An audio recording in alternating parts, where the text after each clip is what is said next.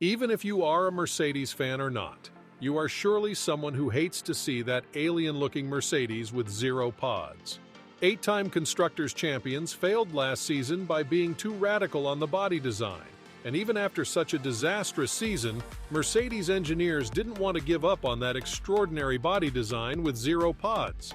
Before the first race of the 2023 season, Mercedes engineers were overconfident about their W14 and tried to find success with the failed zeropod concept used in last year.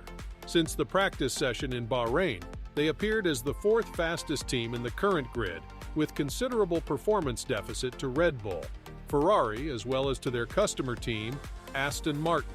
Finally, at the end of Bahrain race weekend, Mercedes crew understood that they have done a big mistake by continuing the design philosophy used in last year and need an immediate change to the W14.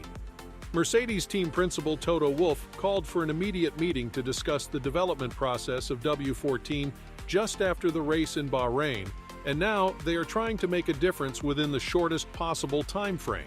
They got a significant improvement through some minor upgrades in Jeddah, even though it was not sufficient enough to challenge Red Bull or Aston Martin. Through this video, we are going to discuss about the Mercedes upgrades scheduled for the next few races. Before we proceed, hit that like button and subscribe for more exciting updates. Now, Mercedes has promised visible changes to their 2023 Challenger, but the discussion around bigger departures and more radical changes still opens in the same way.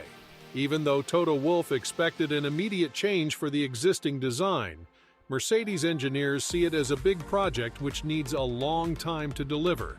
However, they are now considering about every option to replace the existing zeropod design with something that aligns closely with the rest of the field. Expressing his thoughts about the expected development process related to W14, Mercedes trackside engineering director Andrew Shovlin said, "People have tended to use the word concept when they mean the sidepod design. And Toto had said recently that we are looking at a revision that is going to come along in the next few races anyway. Given the gap to the front, of course, we are going to look at bigger departures and more radical changes. But those changes take time to turn into a faster solution in the wind tunnel.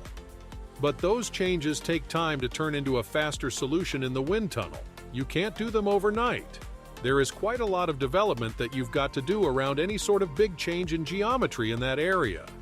Of course, we are looking at where we can improve the car. We are looking for potential to develop, and you will see visible changes coming on the car over the next few races." Shovlin said further, "There is no issue with what he is telling.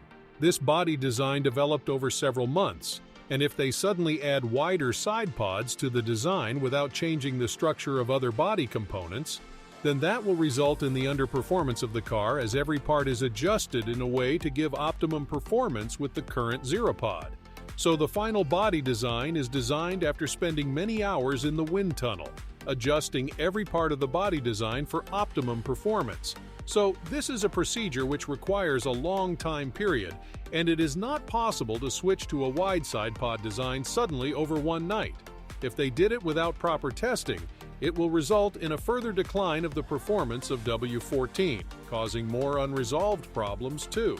On the other hand, cost cap regulations put limitations in such mega-scale changes to the bodywork as well. Mercedes engineers went for some minor upgrades at Jeddah which were not more visible. Both Russell and Hamilton enjoyed greater success, and Toto Wolff is also very satisfied about the ongoing development process of W14.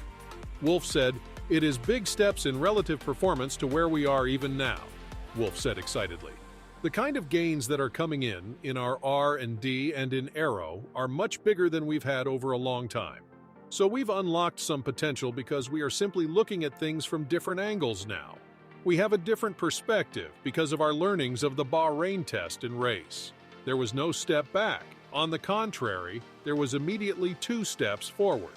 Discussion is mainly going around the side pod design as the Mercedes Challenger is totally different from the rest of the grid."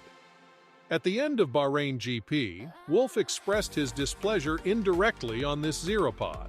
However, with the recent improvements that the Mercedes engineers have made, Toto Wolff appears to have changed his mindset, focusing on fine-tuning of the current design to a sweet spot. Wolff said, I think the biggest change that we made is actually looking at whether we want to have the car set up in its sweet spot. We've been too low last year and we've been too high this year, and now we believe we know what to land on. On the other side, then obviously everything else follows in terms of floor and bodywork that you want to achieve. So, I don't want to sound too foolishly optimistic, but at least we see low-hanging fruit with things that are encouraging, he added further. A visible upgrade to the rear wing and floor fence was introduced before the race in Jeddah. With the aim of increasing wing efficiency in a high-speed circuit like Jeddah, the camber of the upper wing was reduced. In addition, fence loading was reduced by a considerable amount with the intention of sending better airflow to the rear end of the floor. This resulted to improved diffuser performance in Jeddah. With or without side pods, W14 will experience a strikingly different appearance in near future. Even though everyone is pointing fingers towards the side pod, the actual issue is mainly with the floor design of the car as it doesn't generate enough downforce. In his interview with the press, Wolff gave some hints about the scheduled upgrades too. He said, "There are massive amounts on the floor, obviously with a ground effect car, and then there's many more architectural things that are necessary in order to do things more efficient." So, it's literally the car is being turned upside down at the moment, and there's a lot of goodness that we see. Mercedes duo, Hamilton and Russell, were able to cross the finish line as 4th and 5th at the end of the race in Saudi Arabia. Russell showed a considerable improvement in this race relative to his performance in Bahrain. He was 7th in Bahrain, 55 seconds behind the race leader. But this time, he was 4th, only 25 seconds behind the race leader. This clearly shows the improvement that they achieved with some minor upgrades and was at a sufficient pace to challenge Ferrari. Big upgrades on the way to improve the performance of W14 within the next 3 or 4 races, and then they will be able to hunt down both Red Bull and Aston Martin. Now they are 3rd in the constructors' standings, and still they have enough chance to challenge Red Bull and Aston Martin to win the world title. Most recently, several experienced engineers of the Brackley-based team left the team to take responsibility in the rival team. This also resulted to derail the development of the development process of Mercedes Challenger. Now there are rumors about returning of their former technical director James Allison to a full-time role at Mercedes F1 again.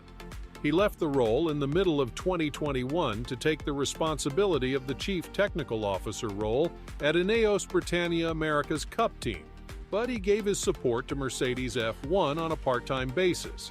But with the continuous decline of performance, Mercedes are now ready to take the service of their former employer on a full-time basis to take the development process of W14 to the right path. What do you think about the upgrading process of W14? Should they go for a wide side pod design immediately? Share your thoughts in the comment section below. Thank you very much for watching the video. If you enjoyed the video, subscribe to the channel to get more exciting Formula One news. See you guys in the next video. Goodbye.